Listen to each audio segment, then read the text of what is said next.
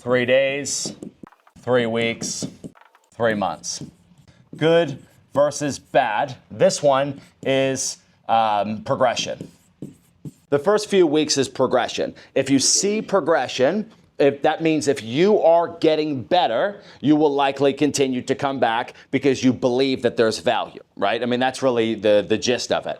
If you believe within those first few days that there's more good than bad, you'll stick around. If you believe within the first 3 to 4 weeks that you probably can do this and you focus on progression, then you'll stick around for the 3 or the 4 weeks. So with this logic in mind, there are things that you can get good at, that you can focus on, that you can quantify to force this into action.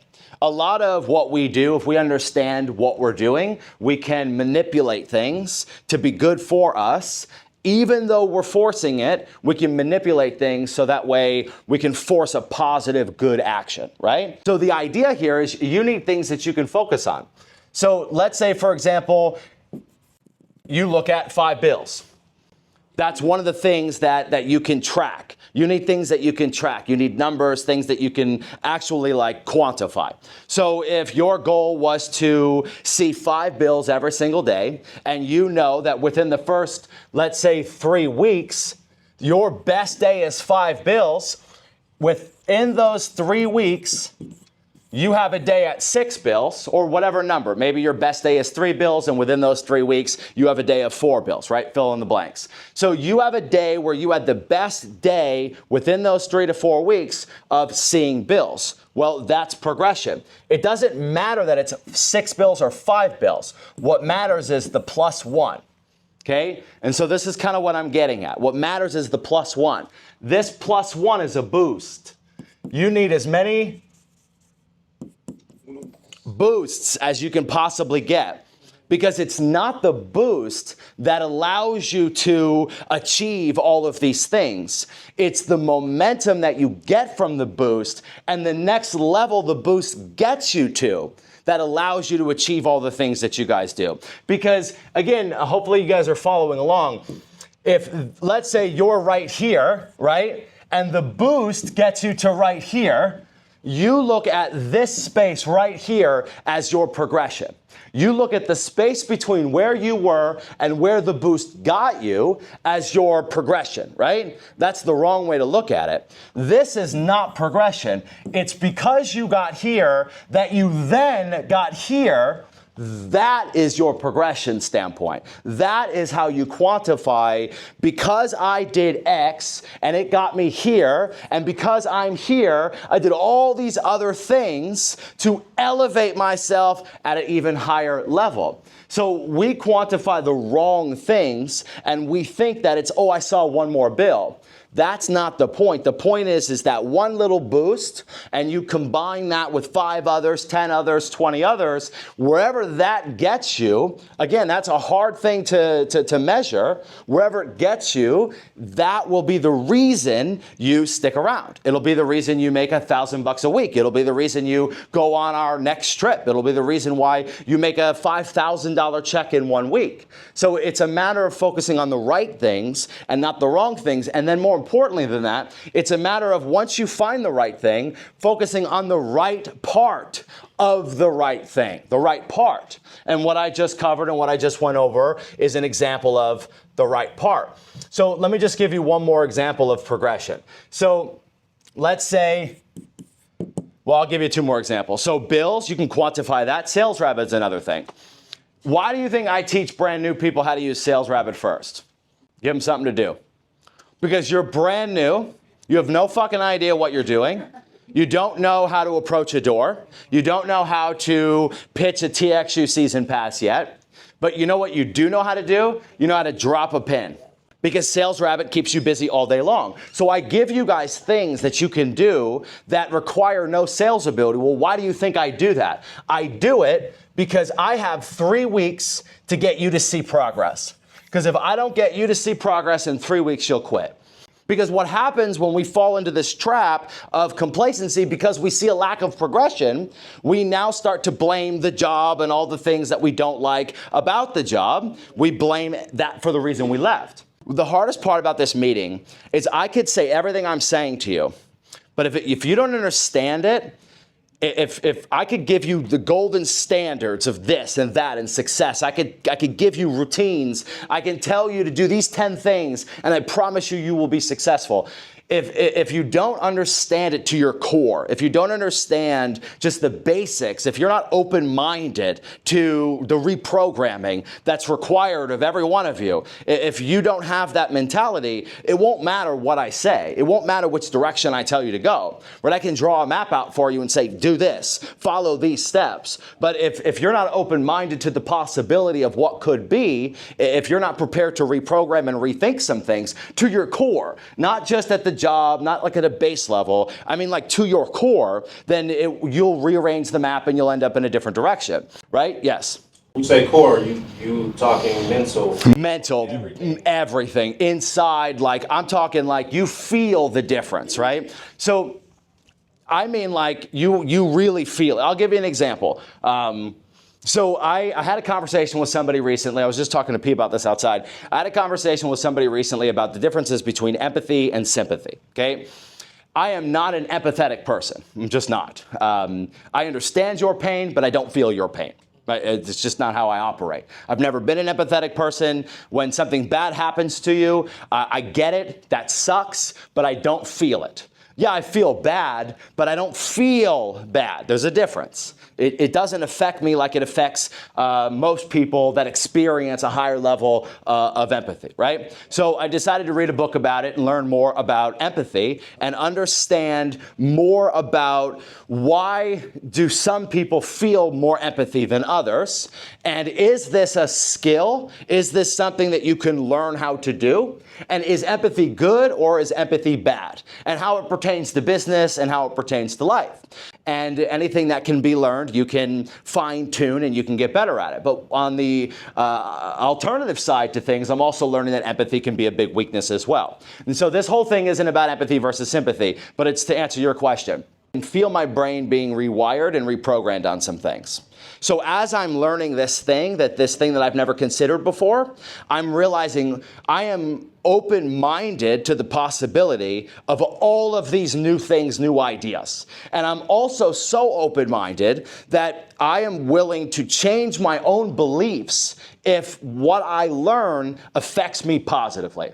That's what I mean. That's what I mean by to your core. You have to be open-minded to these changes. You have to be open-minded to reprogramming, to thinking a little differently. There are two different kind of classifications of people said by one study. You're either a mobilist or a fixist. A mobilist is a person who is open-minded, who is adaptable, who is adjustable, who in this room, as I say these things, think to themselves, wow, that makes a lot of sense. Maybe I'm doing XYZ wrong. Maybe if I did this or that, maybe this and that would change. A fixist is a person that says, nah, I'm good. Like, I don't need that. Right? I'm not open-minded. Now, you may not say out loud or in your head, you may not say, I don't want this, but your body, your mind rejects the idea that it could be your fault. It could be something better if you changed. It could be something else. Your body and your mind reject that fact, reject that statement. Right? A fixist says the area sucks. If I was in this area, I would do better. A person that is fixed in their mind, in their thinking, in their mentality, are not open-minded to the changes that you may need to adhere to just become a better person, right? A fixedness is somebody who's set in their ways. You are either open-minded or you are not open-minded. Here's a perfect example before we move on, and I got you. I had this conversation about empathy, and I thought, well, maybe I'm not empathetic. What does this mean? So my mobilist brain says, let me read a book about it. Let me learn more. After reading this book, think, what changes could I make to become more empathetic? And then I take it a step further and I think, well, wait a second. Let me read a book about why empathy is bad.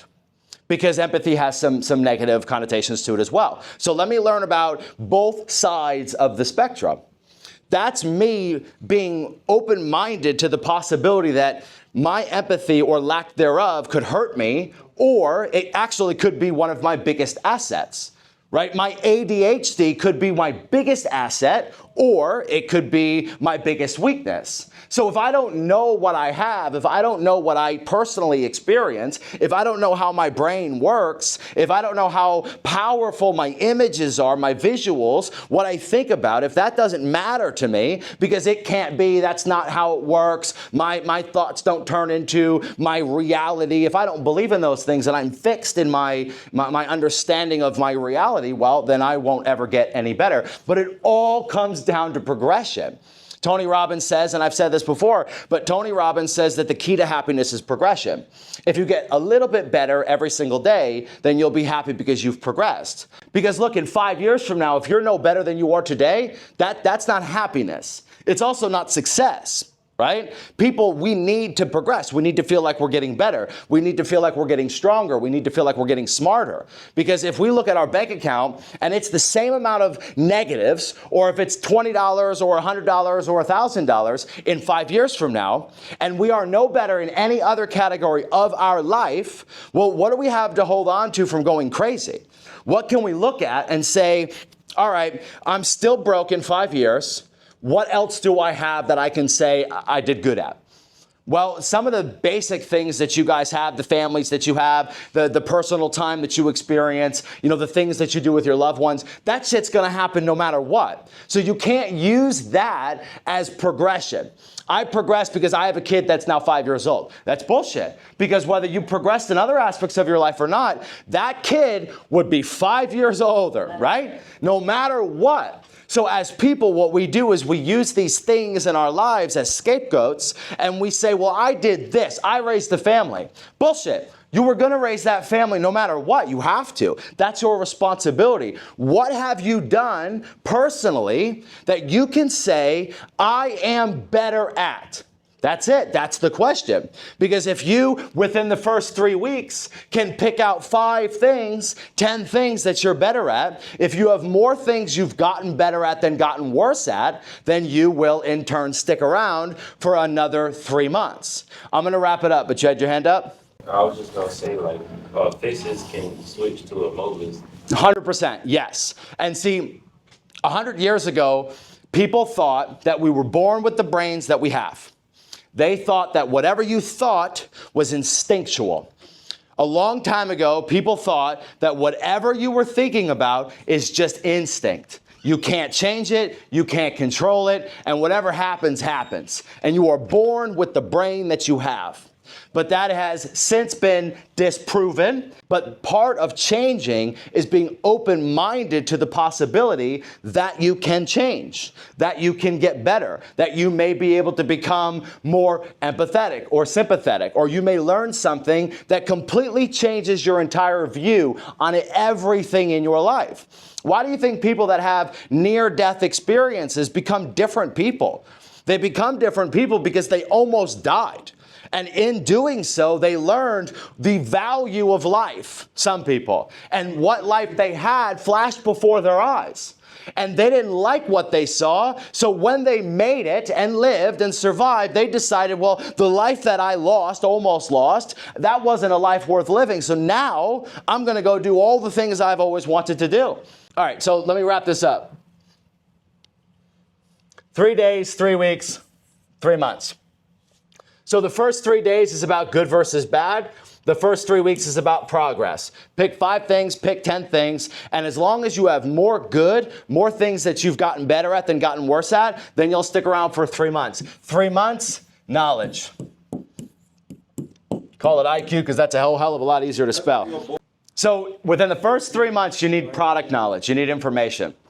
The foundation for confidence is knowledge. The more information you have, the more confident you'll be. Look at somebody that's debating somebody else. You got person A versus person B. Whoever knows more about the topic will likely have more confidence. Whoever has more confidence in this topic, in this debate, will likely win. Has anybody ever heard of Tucker Carlson? If you don't know who he is, you should watch some of his stuff. But what about Ben Shapiro? But so what he'll do is he'll go to college campuses and people will get in line to debate him. And if you look up his videos, he's fantastic. Yeah. You'll probably recognize him by his face, but he's great. And so these college kids he'll have like a topic. It'll be like some pretty controversial things, abortion or college is a scam. Yeah, exactly. All kinds of different things. And then he'll debate these people, these college kids, and adults will get up to professors. He'll debate them, and he shits on every single one of them. He makes them feel, look, and all of a sudden turn into like complete and total morons. Oh. And these people are well-spoken, some of them, and they're not stupid. They're smart, but they don't have the knowledge. They don't have the facts. They don't have the information that he has. Now, they may both, Tucker and ex-student, they both have the same confidence, let's say. They both go into this situation with completely different beliefs.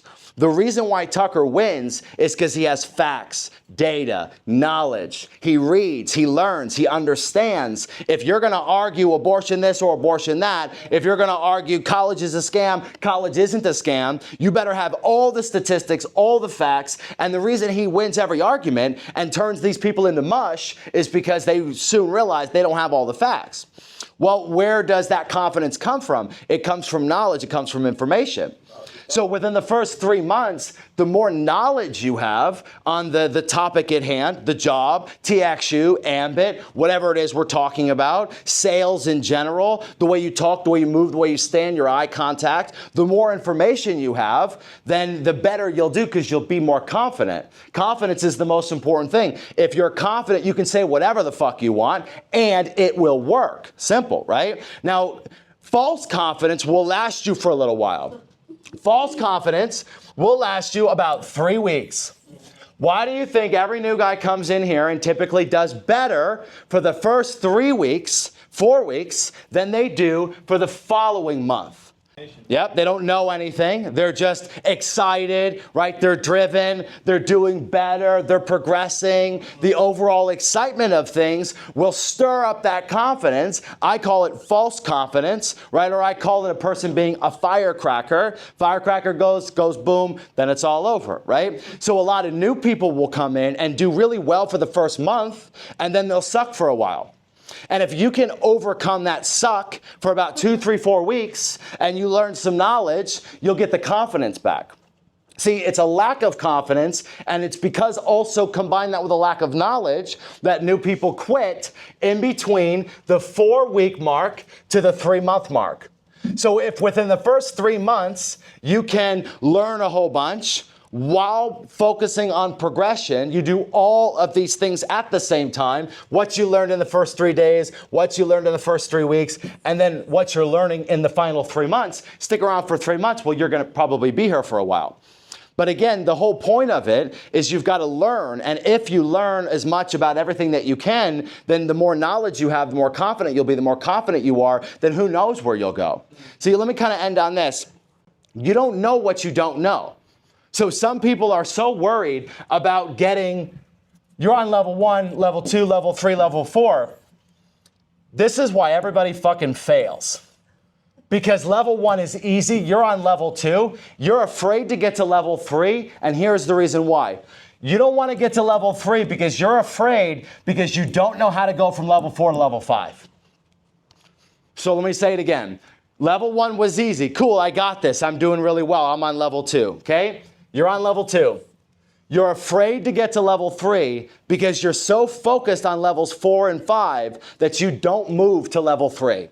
Because you don't know how am I ever going to? Because you don't know how to go from level 4 to 5, you'll never make it to level 3. But what you learn on level 3 will get you to level 4, and what you learn on level 4 will get you to level 5. And what you learn on level 5 might not get you to level 8, but guess what level it'll get you to? Level 6. So you don't worry or focus on where you're not. You focus on where you are. And while you are where you are, you learn how to get to every level you ever want to get to. And I think it's because of that, this fear of the unknown, that people either A, don't try, or fail trying and then give up and they never make it to their full potential. Because you guys are capable of more than you're doing now, and you need that progression to get wherever you want to go in life. So let me end on that before I go off on another hour. I'll upload this one for you guys as well, but if you forget everything I say, what I just said, probably the most important thing. Focus on where you are, because that will allow you to get to one step at a time. It's not a fucking marathon, right? This is a race. Wait, I said it the wrong way. It's not a sprint. It's a marathon. It's a marathon. All right, meeting over.